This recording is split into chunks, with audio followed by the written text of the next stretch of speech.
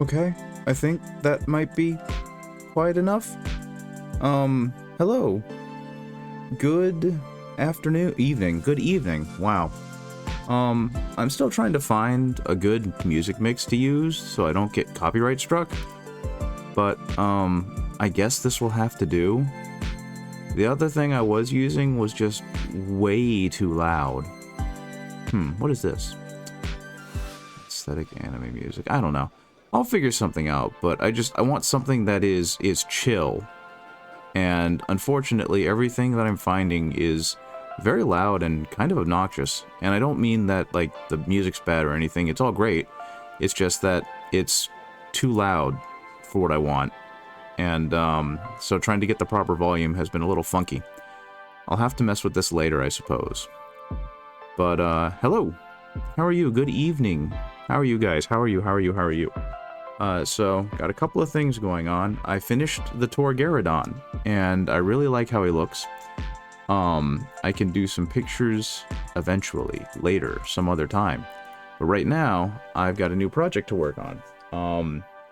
Long time ago, my wife bought a Saint Celestine and started to paint it up, but then got really frustrated with the creative process and kind of gave up on it. And she's been sitting on a shelf for close to 4 years now. So I asked her, hey, could I paint this?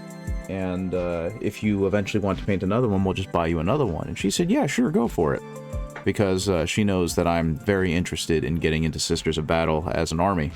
So I am working on the Gemini Superia, which are the two attendants for Saint Celestine herself. And I saw this absolutely amazing non-metallic metal take on Celestine from, I think, Flame On Miniatures. And I tried to mimic that and failed miserably. So I'm going to go ahead and do my own take on non-metallic metal, and we'll see if it ends up being okay. But, yeah, she's going to be getting some gold armor. I'm going to hope that I do a decent enough job on it, and we'll just see how this goes. As I mentioned last time, I've got a new setup. I've completely moved everything around my desk, and to a different desk, actually. So I'm trying to figure out how I want this to all be laid out, because, like, for example, right now, my microphone is awfully close to my my paint cup, and I really don't want to accidentally hit the portable sound booth I have on it, because that apparently makes an absolutely horrifying noise. So I'm still trying to figure things out. Hopefully I'll be able to soon enough, and when I do, everything will be hunky-dory. But until then, please forgive any, bumbling around with the overlay, or the fact that I can kind of read chat when I look at it real close, but I have to have the computer a little far away, because right now it's next to the mic, and that's not particularly good for, picking up the music from my laptop. But either way, let's go ahead and get started. So one of the first things I need to do is I started with a brown and black mix to get kind of this really nice dark color on her legs and on her leg armor to be the base shadow for the non-metallic metal. So I need to go ahead and remix that back up, because I took a break from painting her earlier, and I'm going to get back to it in a minute. But to do so, I've got to go ahead and put some of this paint back on here. Now, I do have a little palette cam. I'm doing my best with it. Hopefully, it's visible enough that anyone who's interested in seeing the colors that I'm using can see them relatively clearly. So, like, for example, I'm using, let's see if that'll work, Vallejo Model Color Black, which is just a flat black, I believe. And I'm going to mix it in with Vallejo Model Color Flat Brown. So, some pretty baseline colors. And then eventually I'm going to move up to this, a mixture of that color and this bright orange. And we'll eventually go into some yellows and some ice whites to get the highest level of brightness for this. And we'll see if the non-metallic metal reads as a non-metallic metal. So wish me luck, gang. I'm going to go ahead and get started. Oh, that microphone placement is going to be bad. We're going to try not to create obnoxious noise, but I'm going to move this thing back, open up the wings a little bit, and hopefully I'll still be very audible, but I won't, you know, be blocking off my own wrist. So let's see, we're going to put her about right here, and that should be good. Visually, I got a good bead on this eye-wise, so yeah, let's go ahead and work with that. Now, one thing I need to do here is I need to mix some more of this orange and brown together to try and get a little more visually going on around here. Now, something that I found out about non-metallic metal is if you want it to look good, you can't rush it. And unfortunately, I'm a very impatient painter, so I have a habit of doing exactly that. But if you really want it to read and to be smooth, you've got to let each section breathe, right? So hopefully I'll be able to do that and not look too foolish as I finish with this. Now, working on Torgaradon and getting him into that high contrast kind of really upped my confidence and made me believe that I can make this look pretty good. So we're going to try and see exactly what I can get away with. Yeah, just very, very light, gentle brush strokes. I don't want any pooling to happen with the paint, which can make it look really bad really quick. And all I'm going to do is provide a little bit of color, especially on the inside of the thigh, because you're not, or the inside of the calf, you're not really going to see much of that. Actually, that can just go transition to a brown.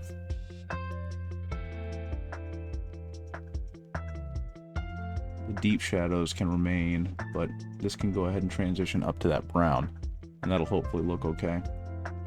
Same with this part of the foot. Most of this foot is visible.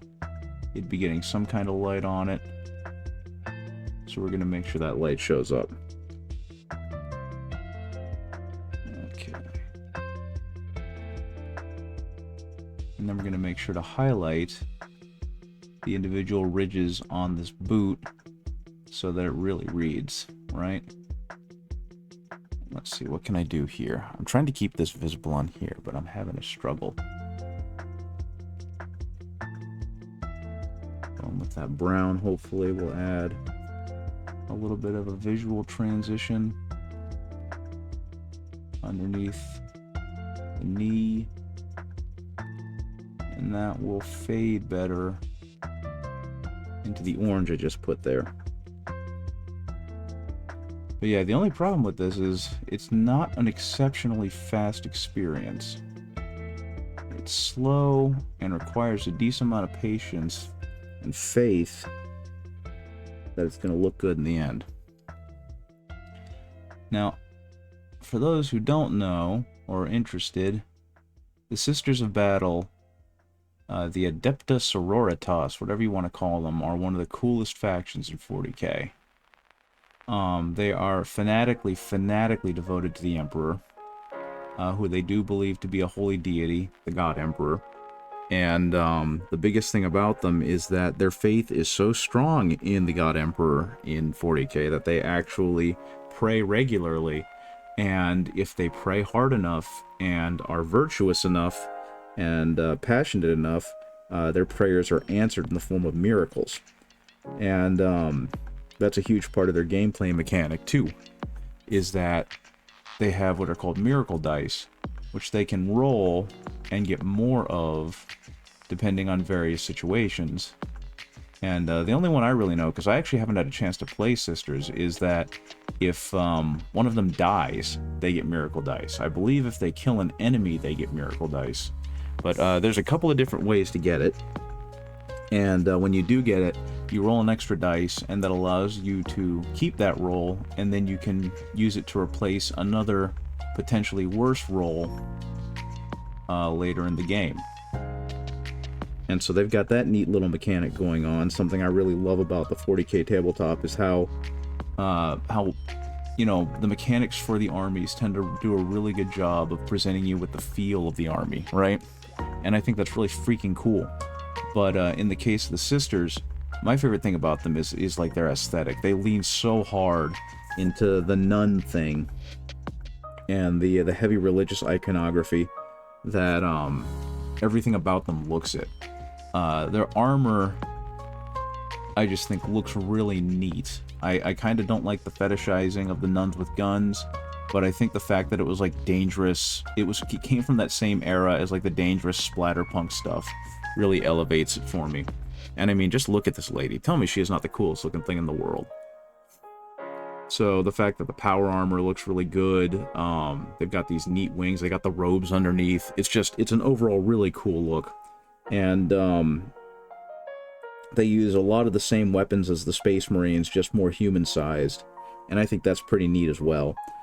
Some of my favorite key art of Sisters of Battle has them, like, wielding heavy bolters, which are these giant, heavy machine gun-esque turrets that they carry around. And, you know, they shoot basically 40mm grenades in rapid succession. And it's just a neat look. And then finding out that their vehicles also lean into that aesthetic.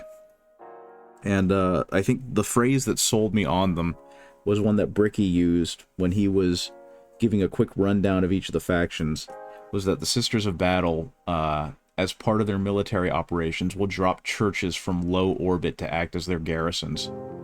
And that's just so ridiculous and over the top. I don't know how someone can hear that and not be like, yeah, that's the army I want to play. That's the army that I want to tie my identity to. Because I can't imagine, could you imagine just being the enemy troop and, you know, you're fighting a planetary defense force, you're fighting guardsmen, and things are going your way because their numbers are finally dwindling down, and you finally got them to a point where they're starting to retreat, and then you see the clouds kind of clear, and out of the sky just falls, you know, a cathedral, and it lands in the middle of the battlefield, and the giant double doors open up, and then a tank with a pipe organ on top that's blasting heavy artillery out of its pipes. It just like lumbers onto the battlefield. That is just the craziest shit I've ever heard, and I dig it so much. It is definitely my vibe. It's rain in churches, you mean? Yes, that is exactly what I mean. Just talking about, like, my general love and appreciation of the Sisters of Battle aesthetic. Because I think that's the coolest thing in the world. And, it's not... it's a vehicle that I eventually want to get when I flesh out my Sisters of Battle army.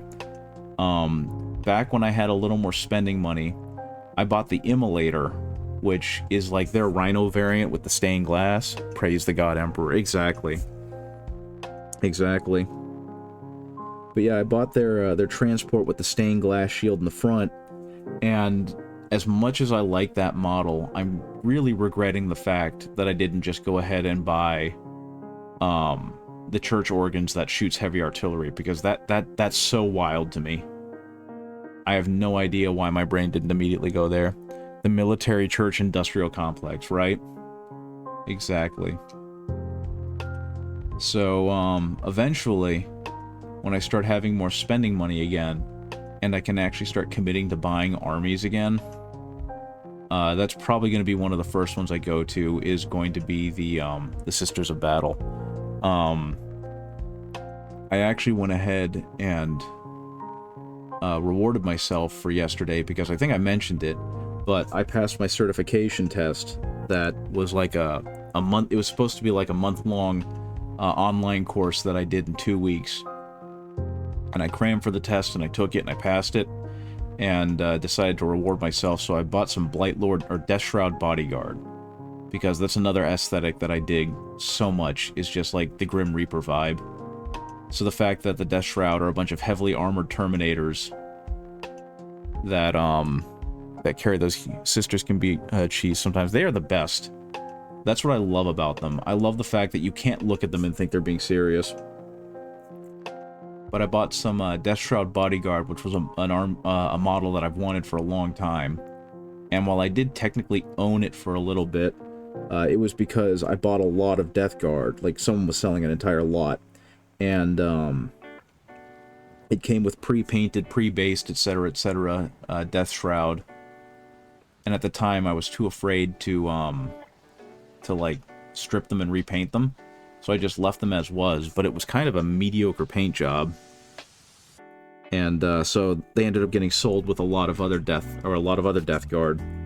And so now that I have more confidence in my painting skills, have I watched Bricky's tournament candlestick video? Yes, I have. The candlestick is an amazing, amazing story. And that entire video made me really want to do a Warhammer tournament. And then I remembered that there's no way on God's green earth that I want to do that much Warhammer. Like, I play it very, very casually. So having to go to a tournament and be stuck in on Warhammer for that long every day just does not sound appealing for me. So instead, I live vicariously through the guys on YouTube that do it. There was another one that was a little, especially on a competitive aspect. I'm not interested in making a competitive army. So, what did pique my interest, though, was someone else did a video on, like, the largest narrative event that Warhammer ever had. But that was out in, like, Arizona, I think. Or either that, somewhere very far away from where I live. And that one piqued my interest a lot more. The idea of doing, like, narrative-themed armies that were more about what story are you trying to tell with your army, as opposed to have you streamlined it enough and do you have the optimal units for winning this tournament. I committed to a 3-round event at my FLGS and lost all 3. Yeah, I mean, fair. Winning and losing isn't super important to me as long as I don't get completely blown out. And even then, I could probably still find some fun. It's just, for me, it's just the intense amount of, you know, standing at a table. And actually, there's a burgeoning Warhammer scene that's starting up in my town. They're not really up and coming. They've kind of become an institution, but one of the local game stores in the area has started doing Warhammer, and they've done some like intro to Warhammer stuff. They've done small tournaments. They've got an escalation league happening, and I'm really excited for them. Because even though that's not my thing, I would love for more people to have on-ramps onto Warhammer. And they apparently have a tournament, I think, not this weekend, but soon, that's going to be 1,000 points, 3 rounds between like 10 a.m. to 6 p.m. And it's like, I don't want to spend an employment day playing Warhammer. To be fair, I was playing Imperial Fist versus Drukhari, Black Templar, and Eldar last edition. Ow! I mean, the Imperial Fist definitely love their pain, but that's a bit much. That just sounds like you were asking to get your ass kicked. Hopefully, you still managed to do Dorn proud. I have not played in a single sanctioned tournament, or even a casual tournament. The most I've done is play casually amongst friends, and that has been enough to slake my thirst for the game. Like I said, I've had dreams of playing in a big old tournament, but I don't think my body would be able to hold out on that. That's just a lot of endurance that I just don't feel like I have. Was it fun though? Did you have fun? Because that's the important part. I would love to be regaled with stories about how those games went. Because if I remember right, weren't the Drukhari really, really good for most of 9th edition? And I know that the Black Templars were pretty darn good, if I recall properly. And the Eldar were solid. Like, they didn't get good until this edition, right? Or am I forgetting something about them that happened? We'll say that Daddy Dorn didn't raise no bitch. Yeah, that's absolutely fair. That's fair. That was one of the things I loved about the Imperial Fists as I read about them, is that whether they win or lose, they're going to make sure that you earn it. And I just thought that stubborn streak was so darn funny. Okay. Eldar were mid last. Yeah, that's what it was. They were bad for a long time, and then the Index came out for 10th edition, and then they got, like, the Threads of Fate die, and the Devastating Wounds thing attached to their, like, turret thing, and a bunch of other stuff just made them way too good this time. Remnant of Chaos, you need to finish assembling your Seraphims, but the Imperial Fists were the worst. Oh, I'm very aware that the Imperial Fists were the worst chapter. I had a running joke amongst my friends that every time Auspex Tactics would do a new meta watch, I would just look to try and find where the Imperial Fists were, see them at the very ass end bottom of the entire rankings, because they were, and then I'd just, like, take that screenshot and show my friends. Because I think, like, he would do, you know, Space Marines as a whole had this win rate, and that's fine, but he would then make an offhand mention of, like, yeah, the Imperial Fists had, like, a 30% win rate or a 27% win rate. And it's like, that's actively worse than the worst army in the game. So the Imperial Fists alone were the absolute worst army in the game. And near the middle to late edition, Space Marines were lower tier. Yeah. If I recall right, they were amazingly mediocre. Which, honestly, I think that's where Space Marines belong. They're by far the biggest faction. They have the most players. I don't feel like they should be, much better than mid. So, I was pretty happy to see that they were okay at best. Have you given the banner to your Zephyrim Superior? These aren't Zephyrim, these are Germanae Superior. I don't actually have any Zephyrim. This was part of the Celestine unit. Give me a second, where'd they go? Oh, there's one. So, like, it's the Germanae Superior, which are right here. Yeah, I mean, it's a similar unit. Like, I think it's basically the same thing. They're just supposed to be close attendants, like, specifically 2 lore characters to go alongside Celestine. So, I did have, I think they were Seraphim. My favorite stratagem from the 8th Codex Clearance Protocols. I never got to see that. You have a Celestine as well, still in box. Yeah, I mentioned it before anyone was on stream, but this is actually my wife's. I didn't steal it from her or anything. I straight up asked her because it had been sitting downstairs for literal years if I could go ahead and paint her, since I wanted to start a sister's army. And if she ever wanted to actually paint the Celestine, I'd just go ahead and buy her another one. And she was like, yeah, sure. That project is so far down on my list, I'm probably never going to get to it. Because my wife is epic. But, yeah, no, I had a set of Seraphim, but they belonged to a friend, and I painted them for his wife.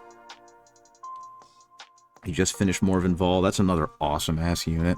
I have no idea what clearance protocol is. It was the ability for up to 10 models to throw in it. Oh, wait, no, I do remember that. That's hilarious. Especially because now that's not a thing. Like, the way grenades work is very different in 10th, and I haven't had a chance to play with them. But I think the idea of having 10 intercessors just huck grenades is absolute top-tier comedy.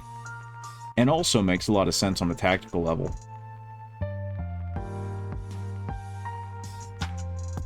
Yeah, no,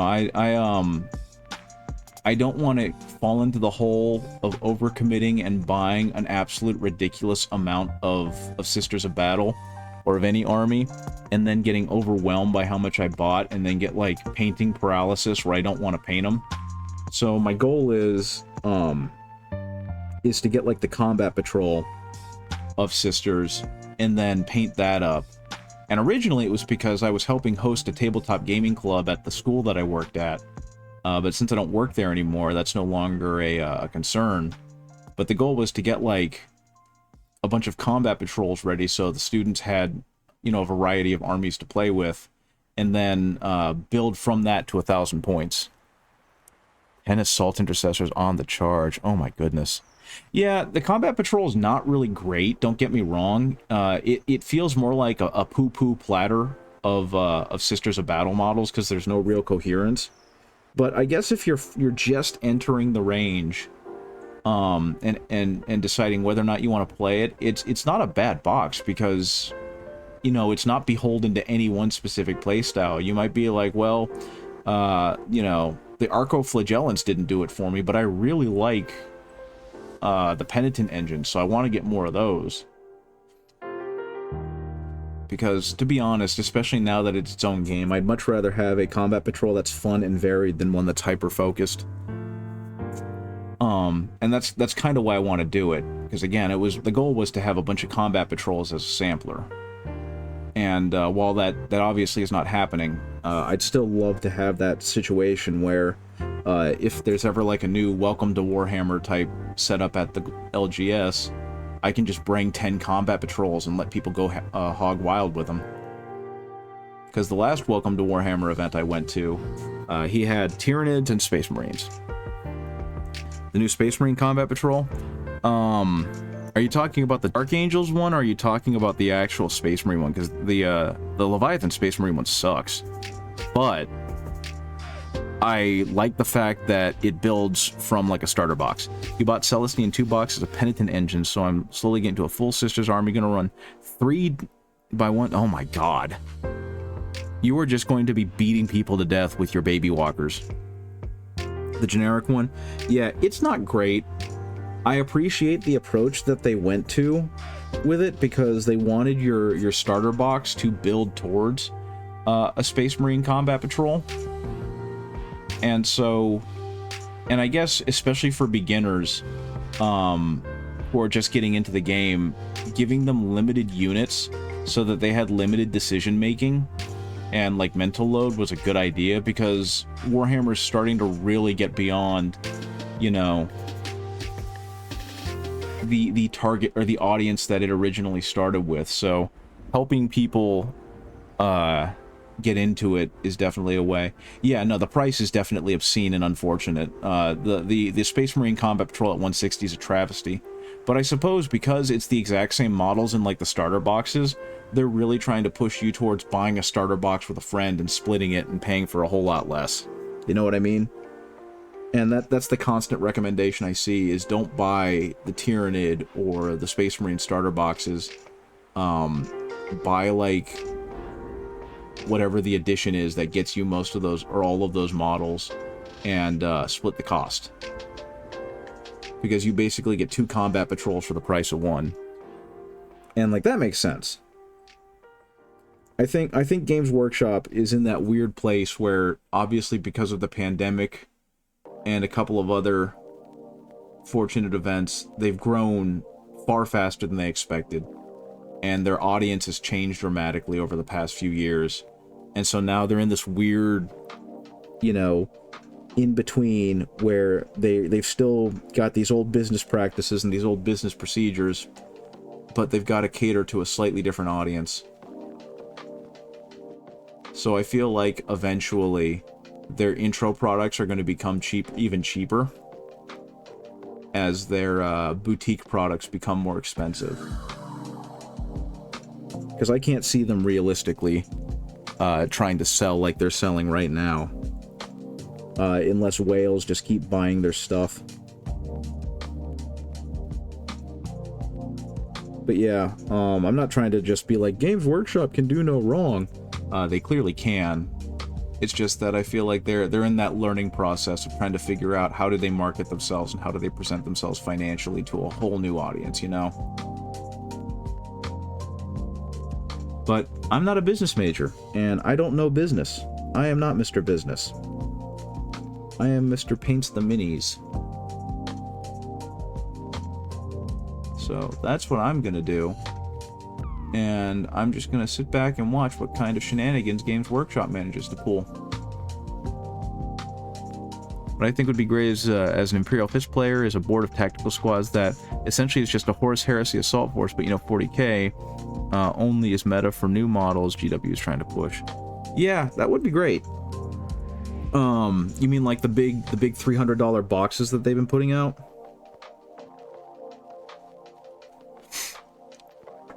I don't know. I feel like they'll eventually figure it out. Whether it aligns with what I want or what you want, but they'll eventually figure it out.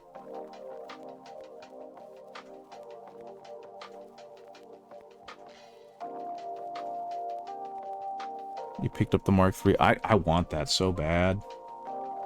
I don't want that many Mark IIIs. That's too many Mark IIIs. That's too many marks. I just want to pick up a small number, like maybe a squad of 20, so I can turn 10 of them into another tactical squad, and the rest of them into, like, non-Primaris Assault Marines, because I don't like the Primaris look, and the rest into, like, Devastators. Just buy 10 rocket launchers and make them a Desolation Squad. Or 5 rocket launchers, whatever it is. Just a horde of tacticals would be nice. Well, I think they're phasing out the tacticals anyway, right? They've already kind of made them not good in-game, and I think that they're eventually just gonna, like... They don't exist anymore. It's gonna be intercessors. Because they're really pushing towards the newer, honestly better scale of the Primaris line. Because while I don't get me wrong, I have a deep, deep love for the tactical line, and I love how they look and their proportions and everything. I think for marketability, the Primaris line just reads better, and will probably sell better because of it. Or does sell better because of it. Yeah, don't get me wrong, it is disappointing that they've done away with that.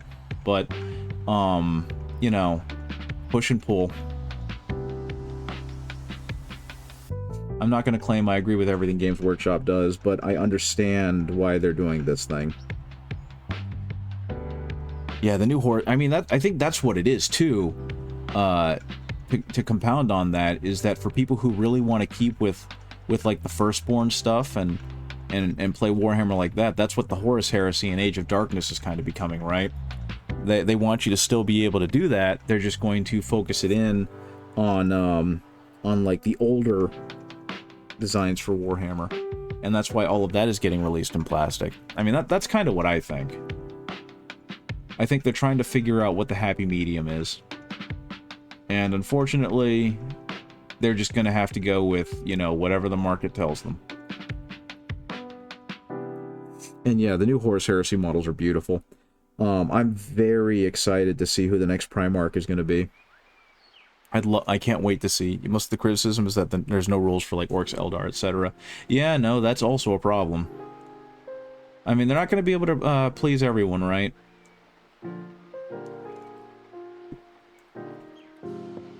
Because that's always going to be the capital complaint of a game like this, especially like Warhammer, because it's just so broad a game in scope, is that they're just never going to be able to please everyone. And yeah, not fun.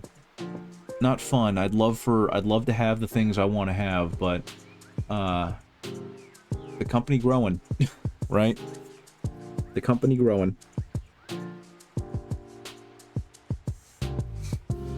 Okay, and I think that's gonna be a lighter orange. I'm probably... Oh man, that blended together a little too much. I'll have to fix that.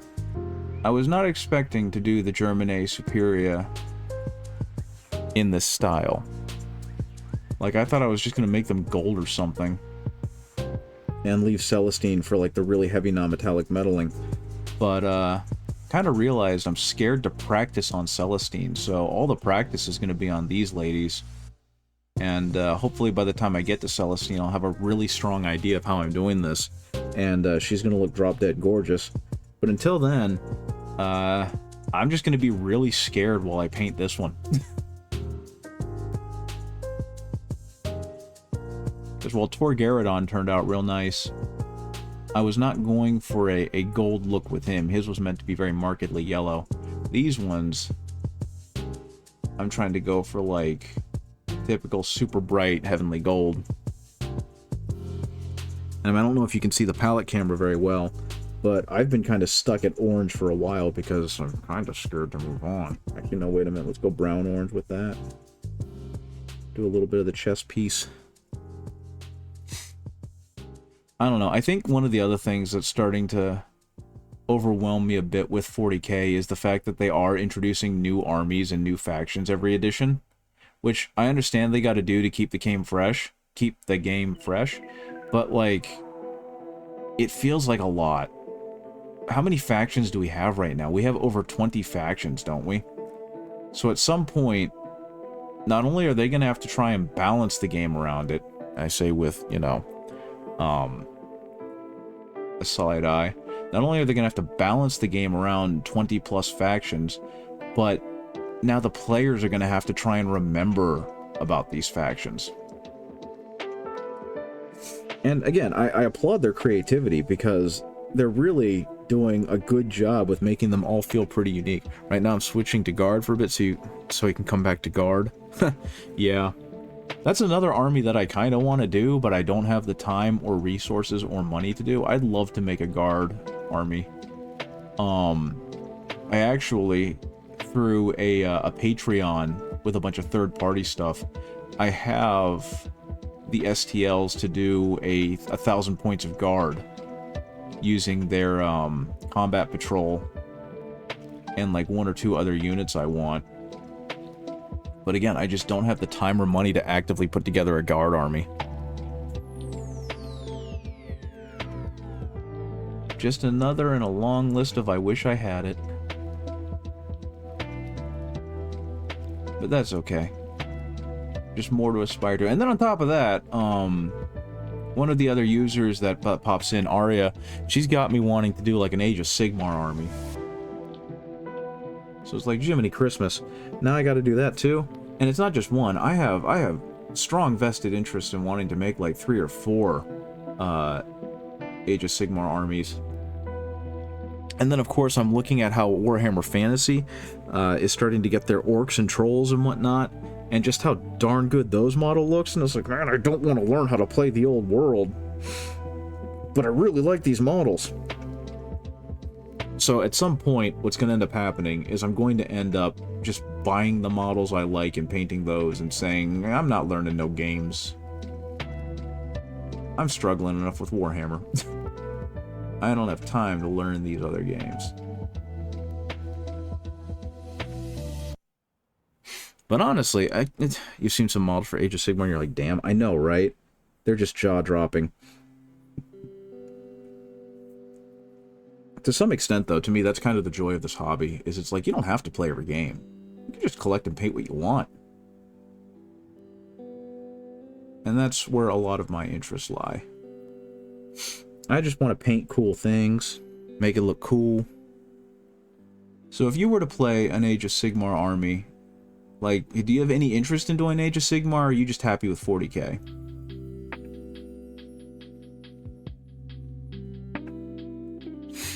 Because it's like, I was all fantasied out at the time because I had just been like knee deep in D&D, and I was getting pretty fatigued on D&D, so my interest in playing Age of Sigmar was close to nil. And then I saw the Night Haunt, and I was like, oh man. My main deck in Magic the Gathering was most definitely a Vile Spirits deck for Modern. And the Night Haunt just made me think of Spirits again. I want to play Night Haunt. And of course, the only non-expensive way to get them was through the starter boxes at the time, so I bought the mid-range starter box, got barely enough to hit 200 points, and then realized that's way too much money. I'm not doing that again. And I gave up. Your interest, like you, my interest in fantasy is minimum. Yeah, it's starting to increase because I've started to play Baldur's Gate, and I've just learned more about the fantasy races in 40k, or not 40k, in Warhammer. So like the Ogres being what they are, I kind of love them. I love the fact that they pray to a god of gluttony, and that their main goal is to eat everything in their path. I think that's amazing storytelling. And at the time, I was really getting into the kick for technical painting, so I was like, I need to find something that'll help me paint skin. And at one of my LGSs, they happened to have the winter army box for the Ogres from like 2021 that someone ordered and then never picked up. And it was just like, man, I want to buy this, but I didn't have $200. And I think someone eventually got it during a holiday sale or something. You picked up the Dominion box and kit bashed some Sigmarines into Marines. I mean, that's also really cool. I ended up getting the Dominion Marines for like $50 in a mini swap listing, and they have been sitting in their box or in their sprues ever since, because I never got around to painting them, and I don't know if I ever will. It kind of became a thing of like, I want to, but I've got so many other projects, I don't think I have the time. And lo and behold, I was right. I have not had the time. Oh man, you can't even see what I'm doing. The spear mid, you're kit bashing into assault intercessors. That's pretty cool. Like, I feel like they're just perfect fodder for a custom chapter, because they're just unique enough. Okay, I can't. Can I hit back there? Oh my god, I forgot. She's on a little spindly bit. No, please, gosh. Oh man, that looks terrible. I've ruined the lady. That's okay.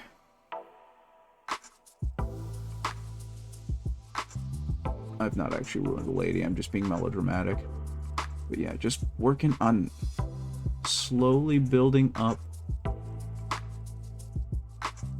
the colors on her to a non-metallic metal, but this is going to take a while because I'm definitely doing this in a real slapdash way. What, are you making them into like Imperial Fist assault intercessors, or are you going another route with them? Because you mentioned earlier you play Imperial Fist, but then again, I saw some of the stuff. You took the Angel Lady and made them into my chapter master to mess with my roommate. That's a good idea. Yeah, she's really cool. That's a really good idea. Why does that mess with your roommate? Is he one of those that, like, no female space marines, blah blah blah, or was he just not expecting to see a Sigmarine leading your not Sigmarines? Oh my goodness, I keep moving him this way because I'm tilting my head, and it's causing the model to go with me.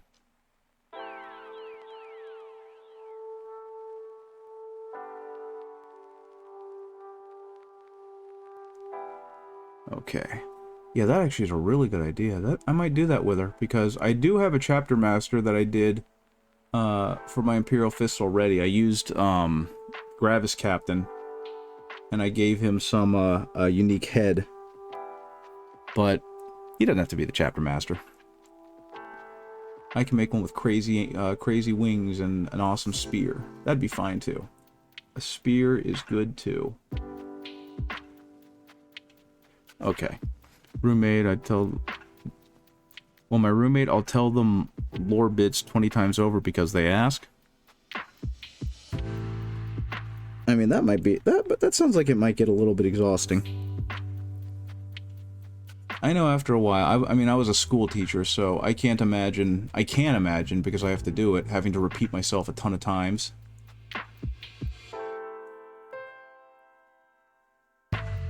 Okay, that's got nothing on it. But they just don't remember it, so I just started telling them BS, channeling my inner Alpha Legion. What's on the table today? Hey, Arya. How are you doing? Right now, it is a Gemini Superior, I think they're called? Yeah, Gemini Superior. I keep putting an R in there because I'm eventually going to do Celestine. This was my wife's, but she got really frustrated with it and couldn't come up with a concept, so she just kind of shelved it for 4 years. And I asked her, since I wanted to make a Sister's Army, could I paint it? And she said, yeah, sure. So, I think I showed you the non-metallic metal version of her that Flame On Miniatures did. And so while I'm obviously not going to reach that level of proficiency anytime soon, I decided I wanted to do Celestine up as close to it as possible. And so I'm practicing on her attendance so that when I eventually get to Celestine, I'm going to absolutely nail the paint job. That's the plan, at least. We'll see whether or not that comes to fruition. Because one thing I'm finding out that is a little bit stressful about these guys is that they're very, very tiny. 40k years, I missed something. I missed something. What I missed? 40k years what? We talking about the fact that my wife hasn't touched this model in like 4 years?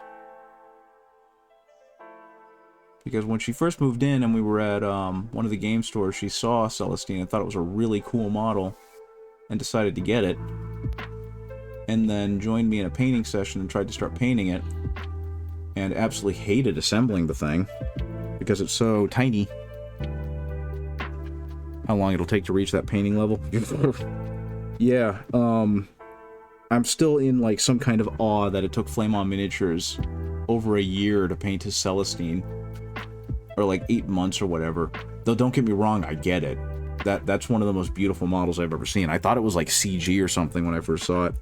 But the goal now is to just try and replicate greatness, because that's how you become great, is by reaching for higher standards than you yourself have. Though honestly, I'm probably not going to get very far with these because I might have been in retail for everybody, but I don't have that kind of patience. Yeah, I know, right?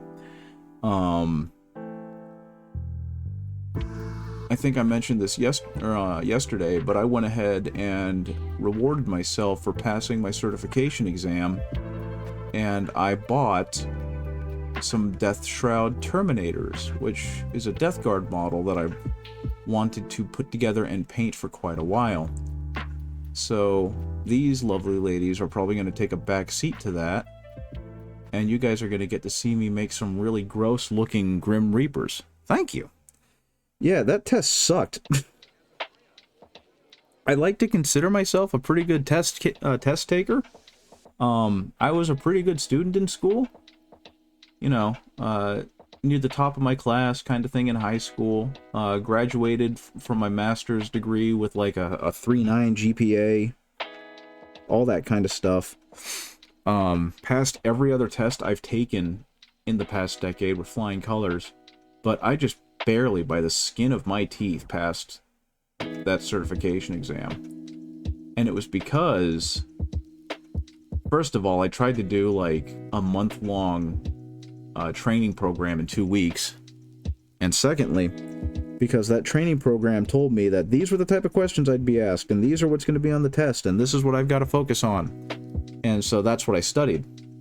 And then, like, the first 3 questions I got on the test, I had no idea how to answer. They were not things that were ever covered. They were very confusing. And I was just like, oh man, I'm gonna have to redo this thing. I'm gonna have to wait 6 months and then retake this test. And then I found out 2 things. One of which is that it's not a 6-month grace period. I could actually come back in the next day and take it. And if I failed it again, I'd have to wait 2 weeks. As an example, my roommate doesn't grasp the question why my Imperial Fists aren't all yellow, but I keep telling him I'm a successor chapter like the Black Templars, but they kept asking really surface-level lore for Black Templars. Then I decided to go full evil and start saying they were a loyalist successor chapter for the Word Bearers. Just remind them that that the Black Templars are the racist uncle at Thanksgiving. That's all they need to know.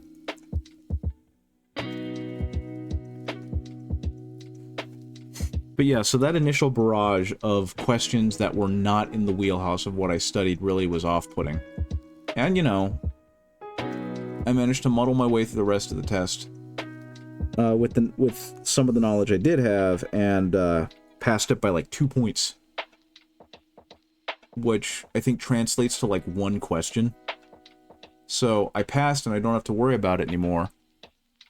I'm sure they just had they're just as tasty to my Hive Fleet. Fair enough. It's like, fellas, don't argue about which chapter is the best. I'm sure you all taste just as good. I'm sure you're all equally delicious. Okay, what am I doing here? I probably ought to do that foot again.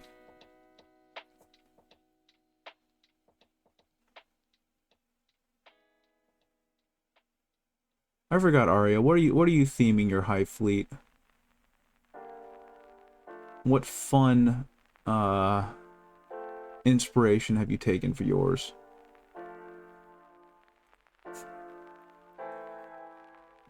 Okay, I think,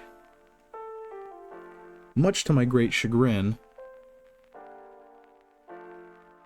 this wobbly lady is basically ready for... Actually, I guess she's just ready for the bright orange. Speaking of Highfleet, I still have the old combat patrol I need to put together. That's going to be cool. In those specific ones, been running Vanguard Invasion on Tabletop Sim, and they're loads of fun. Yeah. I have about, because of the Leviathan box and me 3D printing a model, I have, I think, like 970 points of Tyranids. And I've been too scared to play them, because there's just so much movement going on. Too many units, too overwhelming. It's the same reason why I've been too scared to play Guard. I get overwhelmed with that much stuff. Which I guess makes sense, because I've been playing Imperial Fist now for years. And they feel like just the right amount.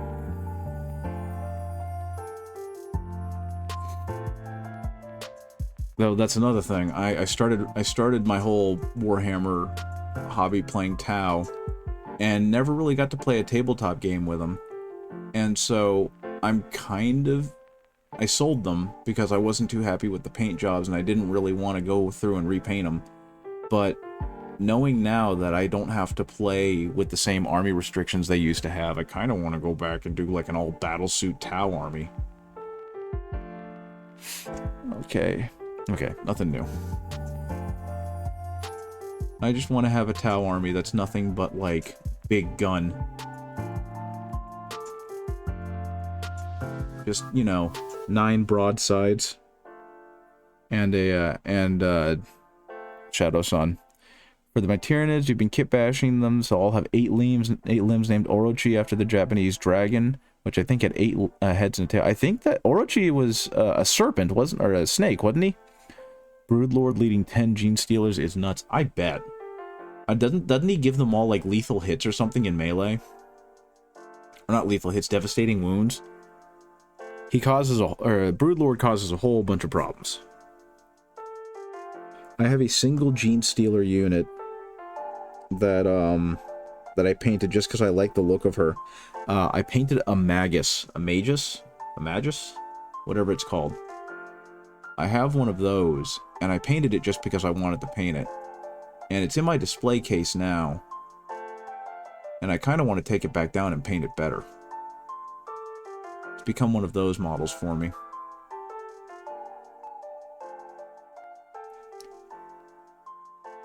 Okay, back over that.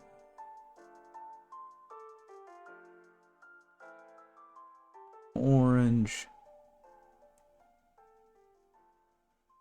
I gotta say, I'm also honestly surprised that this this brush is holding up.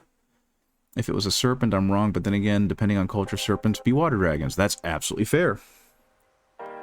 Like, the only reason why I know anything about it is because of Dynasty Warriors and Samurai Warriors having that crossover game called Warriors Orochi, and they keep referring to him as the Serpent King. So, you're probably right. I don't know. I know that they do represent him as a multi-headed dragon, almost like a giant mythical hydra, but, you know, Japanese. So, I'm not going to try and presume that I know anything about Japanese culture, because I know very little about Japanese culture. I think I finally am, after all that consternation, ready for some yellow. Okay, so you're gonna go here, and I'm finally gonna pull some Averland Sunset, because it's the only yellow that I know. Actually, you know what?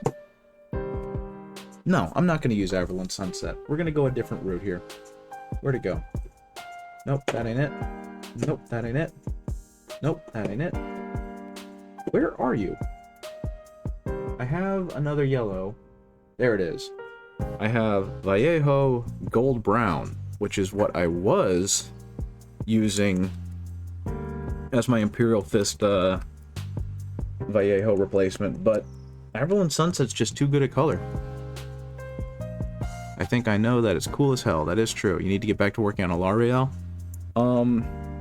I mean, take your time with it, but when was the last time you worked on it? Was it when you were streaming?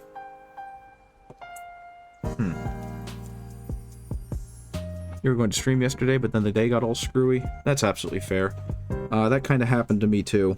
I was going to stream later in the evening, and all of a sudden, just massive freaking headache.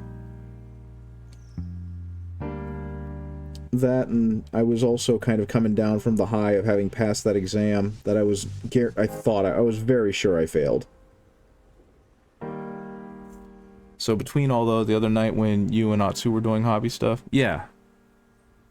Yeah. Okay, now let's see if I can make this look like an appropriate color, or if this is just going to look like my Imperial Fist color scheme all over again.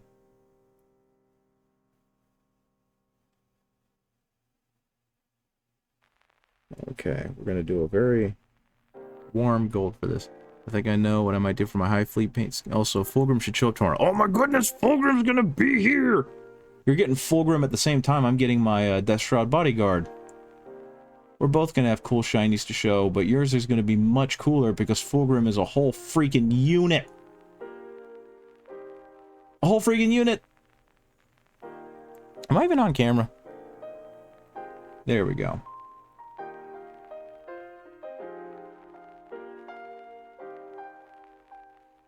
There we go. There we go. This is working remarkably well for giving me soft blends, and I couldn't be happier.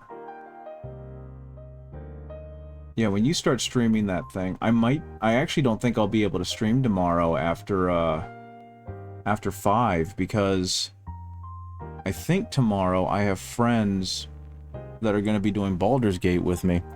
Do a black and white zenithal and only paint red parts, like that one art style where it's black and white with only the red blood like color. That's a really cool idea. And yes, you can definitely share links on here. If you want to, Aria, you can join my Discord where you can throw them in there too. The only thing that happens on that Discord is people share minis that they've painted, or they ask for painting advice. It's fairly barren. So whatever you prefer to do, it is up to you. If you want to just throw a link up there, what's one more to the Discord pile? That's fair. I'm not overly sociable, so, like, Discord is a weird thing to me. Oh, I didn't paint that part. I didn't paint his knee. Oops. I'll have to go back and paint his knee with the orange. I mean, like I said, if it makes you feel any better, the Discord is going to be very quiet, so you won't have any, like, social obligation to do things there. Another Discord to the collection.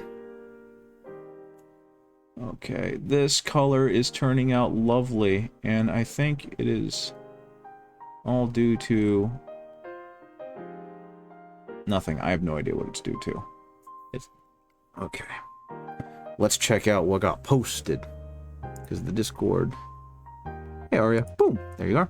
Speaking of Discord, I've been getting, like, random DMs from people who are part of, like, one of the Patreon Discords that I'm a part of, and they don't say anything. They're just kind of like, hello, and then nothing, and then they'll be like, you there? It's like, no, I don't know you. What do you want? I am a very grumpy old man, but it really is, like, there's no follow-through, and these Discords that I'm a part of are for Patreons for 3D printing. So it's like Station Forge. I'm just part of their Patreon, and the only reason why I'm on there, and the only way I participate, is when they post a new model, I'll do an emoji reaction of, oh my god, I love it. And so I don't know why these people are bothering me. Feel free to troll them. I love doing that. They're bots. Yeah, probably. I don't know. I just don't have the energy for it. All my energy is taken up right now trying to troubleshoot and study for my next IT exam. And getting better at painting these guys. Okay, let's... You know, for quite a while, watching people paint on YouTube and whatnot, it's like, how the heck are they so good and decisive at painting some of these things? You must share your Death Leaper and current work on Alariel, so Sindarkenty. Fantastic. That is the news I want to hear. And I'll throw it up on the screen, too. Speaking of, I think I posted my Torgaradon that I finished yesterday on there as well, so if you go to the showcase room, whatever it's called, you'll see completed and decently pictured Torgaradon. Somewhere. Unless I forgot to, which is also very likely. Okay, if there's one thing that I dislike about certain flying models is that they put them on the most spindly-ass bases. Because, I mean, look at this. Yar. Yar. She wibble. It turned out amazing. It did turn out really good, didn't it? I did some touch-up on it because I didn't like how like, orangey red it was when you last saw it. So I went back over the entire thing with more yellow. And I think the yellow really helped with it. Made it look more Imperial Fisty and less magenta-y. So yeah, I'm pretty happy with how Torgaradon turned out. It's probably not the last version of him I'm going to do, because, you know, I like Torgaradon. But at the very least now, if I were to put him on the table with a bunch of other Imperial Fists, he'd really stand out. And that was the goal. Make it so that you couldn't ignore the fact that he was going to come over and punch the hell out of the biggest thing you've got in your army. Let's see, what do you got? Nothing in the showcase yet, but I can't wait to see. Okay, let's get some orange on the kneecap, because I forgot to do that.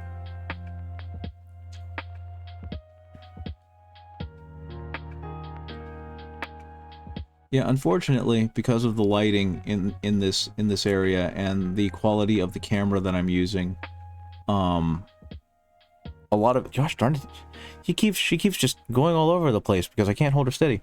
Come to think of it, you should post what you did to the jump captain since you hated the flight stand. Yeah, the flight stands are stupid. I think one of my favorite things that I've 3D printed, some of the best things that I've ever 3D printed, have been like the smokestack flight stands that they have online. Those have made painting and posing those miniatures so much nicer. No comparison. Okay, there we go. Okay, now I can move back to doing this orangey yellow mix that I've made as I work my way up the highlight ladder on this lady. Okie dokie. Palette camera. Yeah, I tried. I found an old cheap webcam that I bought years ago, and I figured something that I'm not doing that most painters do is they have a palette camera to show what colors they're using. And in my case, I figured why not? You guys can see how embarrassingly dirty my wet palette is because I don't clean it out. All I ever do is wipe it down. And so the palette paper is like constantly screaming for the sweet, sweet release of death.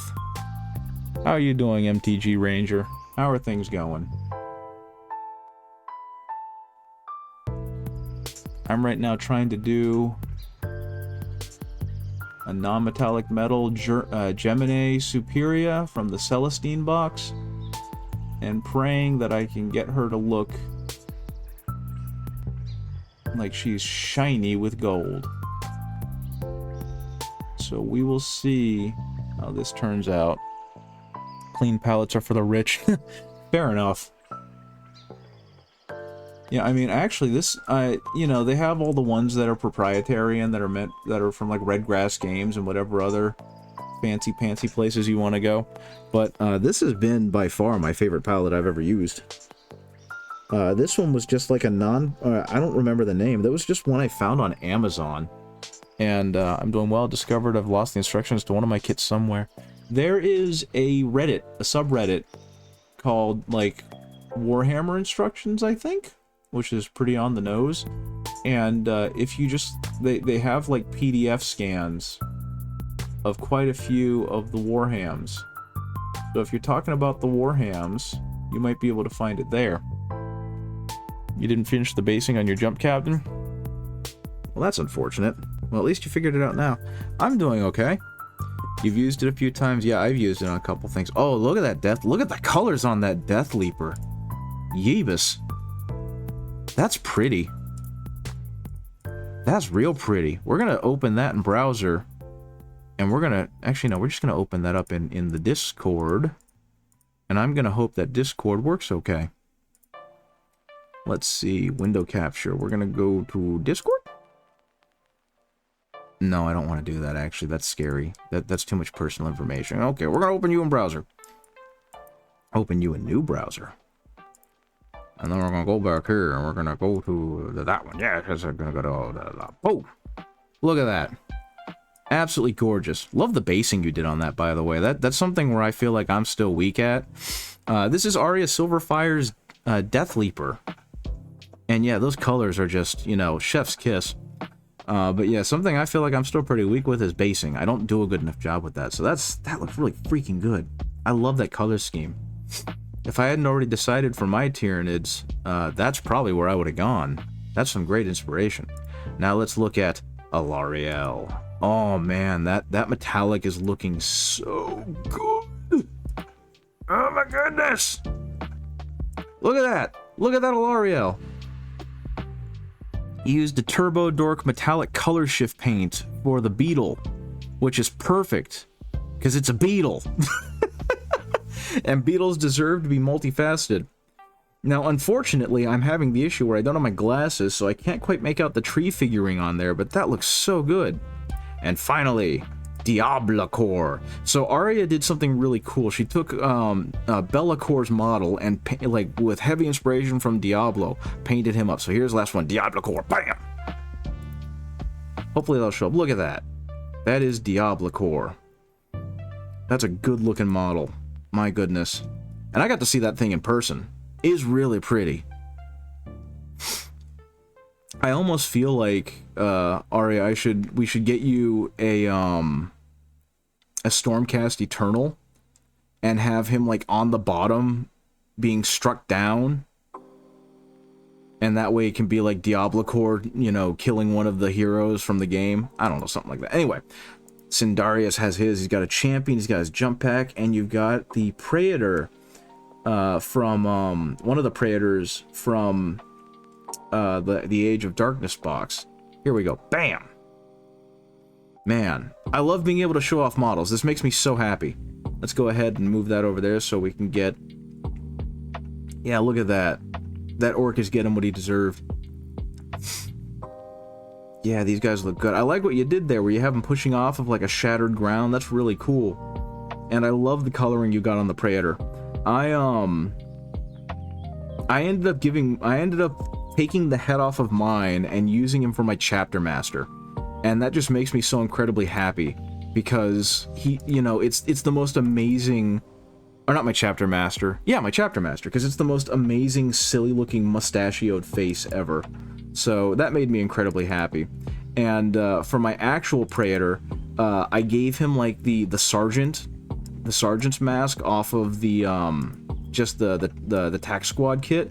And one of my buddies jokes that he's like the most tired looking dude he's ever seen. Okay, let's see. Give me a second. Let me turn that off. I turned off window capture. Yeah. And so now what I'm gonna do. That it? No, that's not what I want. Is that it? Yeah, that's what I want. Okay, so this is my Praetor. This is what I did with him. And he's just like the most tired looking individual I've ever done. And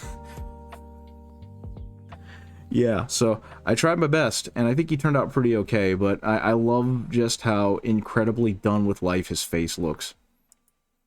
And let me see, where's my chapter master? I know I've got him around here somewhere. End of year picks. Would he be in here? Compressed down. Yeah, there he is. Okay, so I didn't even mean to. It's how the face looked, and that's how he turned out. So let me find. Yeah, there's the chapter master. Okay, so I don't know how to do this. Yeah, there we go. And I think you've seen him in person, Arya. You've seen the chapter master because he's just one of my favorite models. So yeah, he just looks really... I gave him the original Imperial Fist Praetor's face because I love that curly upturned mustache he's got. Yeah, so I try and use him in as many fights as I can. Boom. what else do I have in here? Because this is my year-end pick stuff. Oh, I have Rogel Dorn, not a real one. He's completely 3D printed. And I use the if the Emperor had a text-to-speech device face that I got. I found someone who, you'll find your other Praetor, because I had them swap weapons, which is why one is holding the axe. Yeah, I bet it looks really freaking good too. I can't wait to see it. But yeah, so I found a 3D print of Rogel Dorn, and I also did an Indiegogo that they had like the if the Emperor had a text-to-speech Rogel Dorn with the handlebar mustache, and I printed both of those out, and now I have this. And it just makes me so happy because I love, like, that Rogel Dorn is the reason that I'm an Imperial Fist fan. Now, to be completely honest, it made it look like he had his hand blown off, I bet, because the axe is, like, double-handed, right? He's holding onto it with both. So now you've got a heavily kit-bashed version of it on the Sword Praetor, so I need to get a Dorn. I'll go back and continue my I just want to hug you Screamer Killer. That's fantastic. I'm so jealous that you have a Rogel Dorn. Even though I have a 3D printed copy of him, and the individual who released it is going to release a more accurate 3D printed version of him, I want the real thing. Like, I love that model. It's just got such a great iconic pose going on. And I will be honest with you, I'm probably going to replace, not actually just a 3D print, fair enough, but I want the real Rogel Dorn. I'm going to replace his head with text-to-speech Rogel Dorn. I do not care, but I am also, now that I'm far more confident in my abilities, I'm going to give him the text-to-speech treatment. Where is my, why is my Anamata so low in the totem pole? He belongs all the way up here. Yeah, there we go.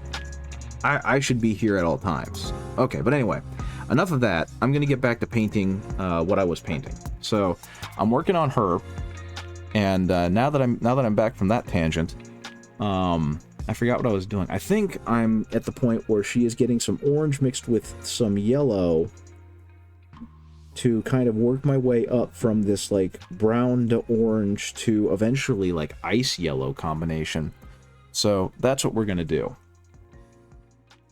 But yeah, that Rogel Dorn is one of my another model. At first I was like, man, that model's so lame. He's got such a static pose. There's nothing exciting about it. But then I realized how just perfectly it encapsulated his personality. Especially after reading most of the Horus Heresy.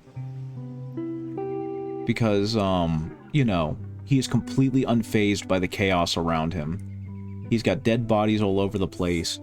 An explosion of some kind has clearly gone off near him, hence the fact that his cape is whipping like it is when everything else is still. He's just, you know, an immobile bastion. And that's so cool to me. So that's another model that when I have the money, I'm going to buy, and I'm going to paint him up, and he's going to be gorgeous. And then he shall be my chapter master. I love the scheme where he beats the crap out of Fulgrim. Yeah, that's one of the best moments in the book. And that's the thing is they managed to write Rogel Dorn into having some of the greatest scenes in the Siege of Terra and prior. Because like in the Praetorian of Dorn, he meets with Alfarius. Like they're out of compliance. And Dorn realizes that they've won, right? Like the leadership has come out and they're going to surrender. And I don't remember exactly what is said, but like the leader is obviously very embittered, and he mentions that like it was incredibly underhanded of the Imperium to assassinate all of the other leadership. And Dorn kind of takes it all in stride. And then he eventually goes back to the throne room where he finds Alfarius sitting in the throne, and after some shenanigans eventually gets to talking to the real Alfarius, and he immediately, you know, accuses him of dishonorable warfare because he knows Alfarius was the one who planted all the sleeper agents who then assassinated all the high-ranking membership, right? And Alfarius' excuse is that they managed to make it a fairly bloodless win. and that's absolutely fair. But Dorn found it to be incredibly dishonorable and felt like that was not how war is conducted. And I don't necessarily agree with Dorn in this case, but at one point, Alfarius is just like, oh, come on, Rogel. Do you really think that your form of warfare, where we all march out and get killed, is more honorable than this? And he just says, yes. No explanation. None of that. Just, again, perfect to his personality. Complete and utter belief in what he does. And I just found that to be really, really funny. And yeah, his moment where he bodies Fulgrim is one of the better parts of, what is that, Saturnine? I think that's Saturnine. Now, I will say, the constant use of Fulgrim as a punching bag did wear kind of thin as I read through the Horus Heresy and the Siege of Terra. But of all the characters, his was the most fitting for that, because of what exactly Slaanesh represents, right? And it's the same with Lucius. Because that's what Lucius's whole thing. He's constantly in that pursuit of perfection for that next high. So the fact that he thinks he's the greatest swordsman ever, and his whole thing is that he will die a lot, and then just be reborn to continue pursuing perfection, it's like perfect Slaanesh stuff.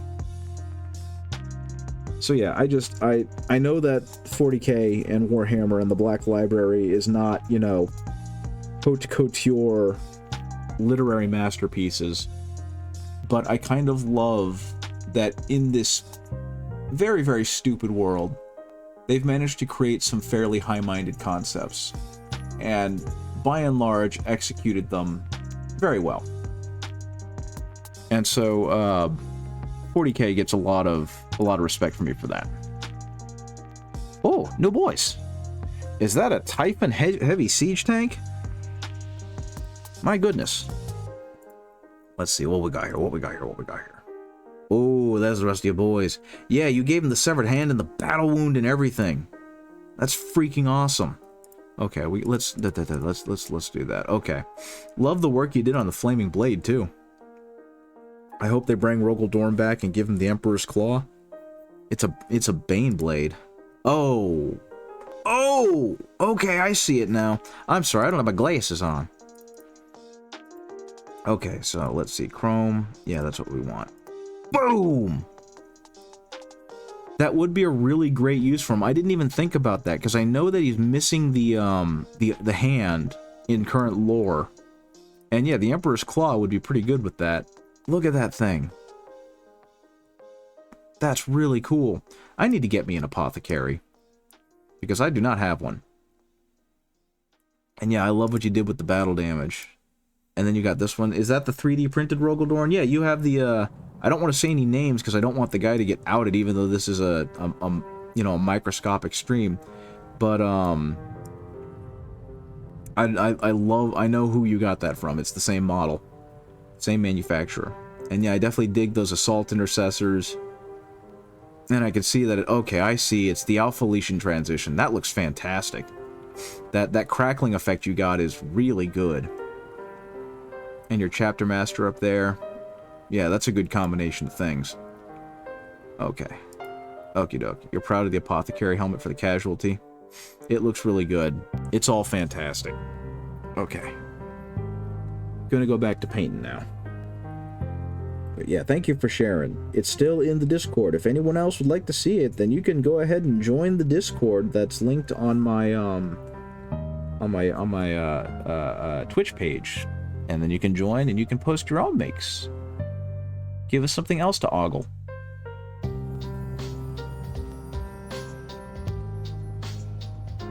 Okay. Yeah, okay, I was about to say, am I on camera? That's been by far the biggest hindrance tonight, is just, I have no idea whether or not I'm on camera. Okay. Now we're gonna turn her just a little bit.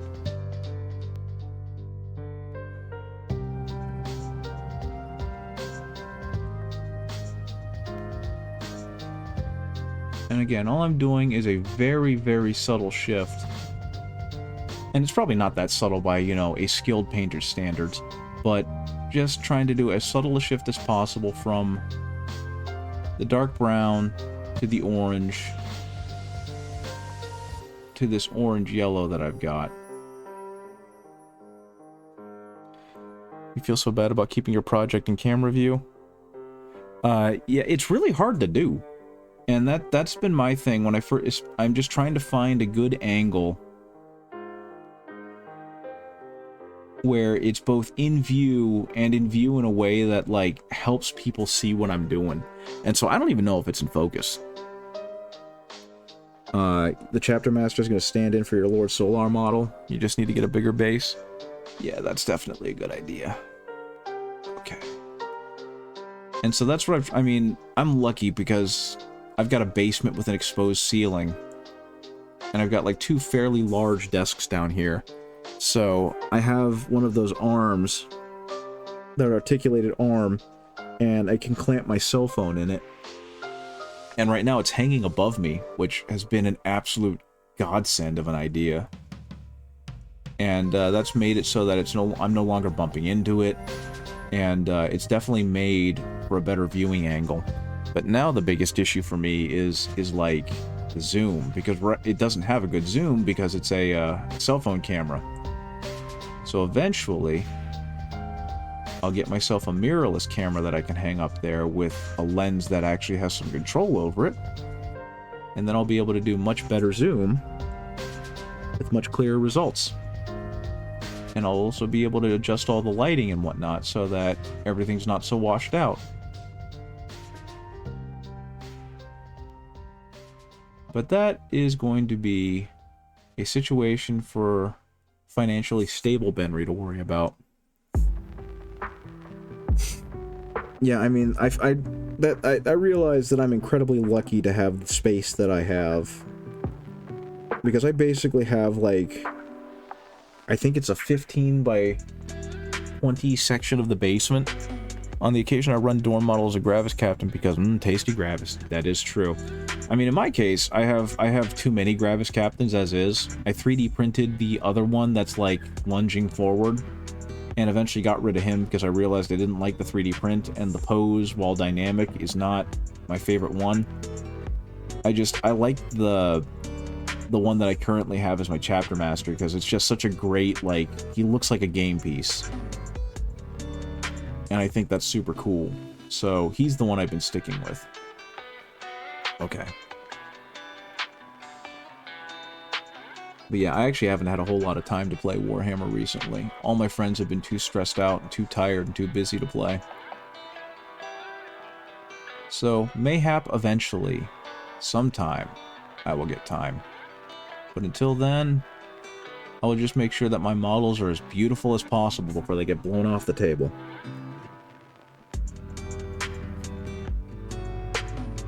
Okay. Like, I don't remember where that Gravis Captain came from. Like, was he just a bespoke model that came out at some point, or was he attached to some box set? Because I know there was a previous Gravis Captain that came out, and that was the one that was part of the, it wasn't Dark Imperium, was it? I don't remember the name of the 8th edition starter box, but that's where that Gravis Captain came from, and I like that one a lot too, but I've never been able to get my hands on it. Oh, he was a bespoke model. Okay. Worth every penny, though. That was one that I definitely bought for its actual price, which felt bad because it's one model. But then I put it together and realized, no, I love this model. He's perfect. I did a commission for someone else who was also an Imperial Fist fan, and who I think I sold a lot of my original Imperial Fist to. And one of the models he had that he wanted me to paint was that specific Gravis Captain. And it's like, when I got to see it in person, my only thought was, I gotta get me this model. Okay, I don't even know if that's... It was a single blister for a Gravis Captain with a Mastercraft heavy bolt rifle. I never see them anymore.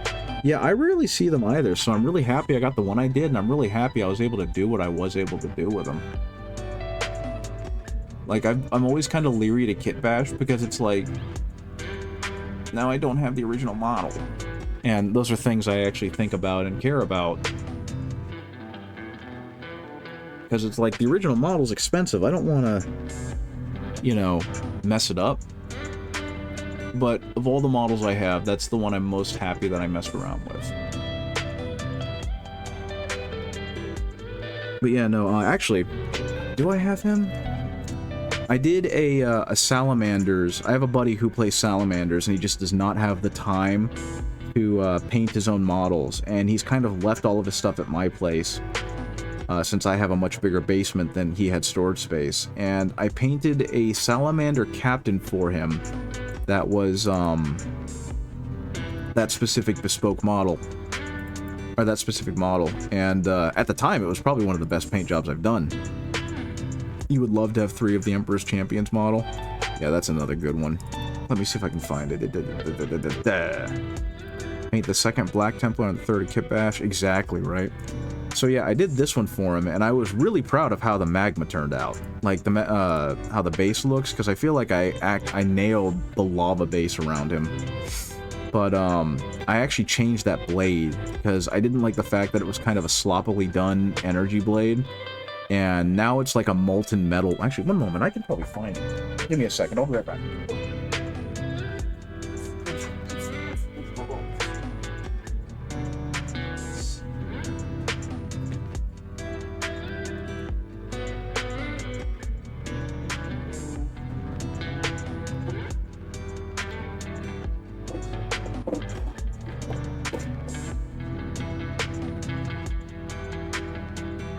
Okay, yeah, I found the boy. So that's what he looked like. I don't think I touched him up at all anymore, but I definitely made his blade more lava based and more like it's heated. And so that was a plus. And here's an example of movie magic, how much better the photography looks. But changed the blade, did some really fun blending on it, and again, painting this model really made me want to go ahead and get this one for an Imperial Fist. So at some point I might have to do that. Just, you know, in the future, because I probably ought to do it soon because he keeps getting increasingly expensive. But yeah, I really like how this base turned out. I think, especially since it's mainly just cork and me doing my best to paint lava, it looks pretty darn good. Okay, I'm gonna go ahead and put that back and eventually make some progress on this poor lady.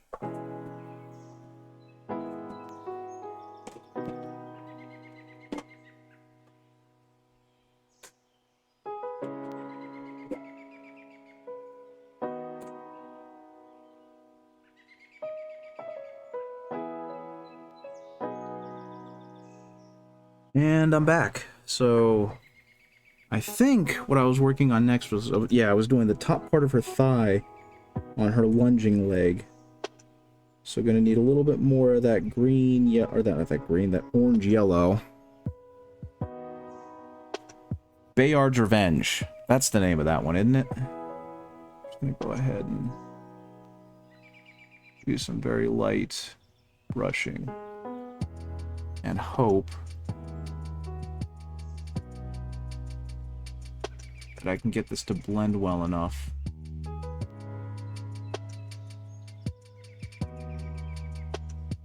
As it dries.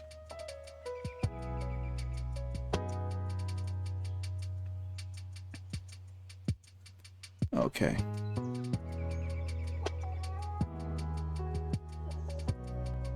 Okay, I have a really deep shadow there that doesn't need to be there, so we're just gonna go ahead and paint over that a bit.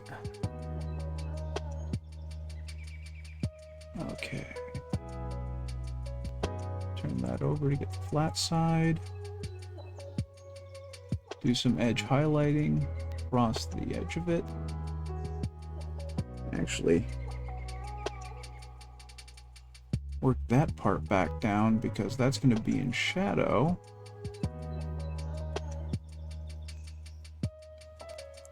I actually have, once again, a 3D print of that model. I printed it once just to see how it would turn out, and then decided I didn't want to paint it because I got real lazy, so I just kind of threw it away. And that's been like my biggest problem with 3D printing, is it's made it real easy to be lazy with projects. I feel like having the actual miniatures forces you to feel like you gotta do it. You know? It's kind of like when you're a kid and you had to rent video games. And it was like, well, that's your weekend's game. If you don't like it, tough. So you better learn to like it. Kind of can't have that when you know that all of your stuff is or all of the models are 3D prints and therefore imminently disposable. And so I've really scaled back the amount of 3D printing I was doing because I felt bad with how many models I was printing and how much resin I was wasting. Because it was starting to get to that point. Okay, who got the bleep bloop? Got a general in the bleep bloop. Hey, Sentient Waffle. How's it going, buddy? Thank you for joining the Discord. Okay. Gonna go ahead and highlight that again. Nope, that's kind of the exact same orange. I don't need to do that. Okay, so what's gonna happen is when I get off stream, is that I'm eventually going to... Yeah! I'm eventually going to smooth out a lot of this because it's definitely coming in rougher than I would want. But the good news is I've got a pretty solid base to work off from here when I go back to do that.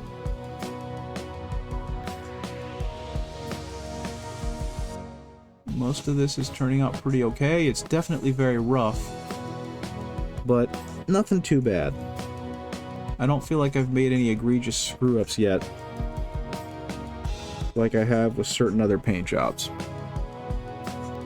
Thank you for joining the Discord. Once again, not much activity on there. I don't do much with it. At some point, I'm going to stream Rogue Trader, just because I'm interested in playing that online.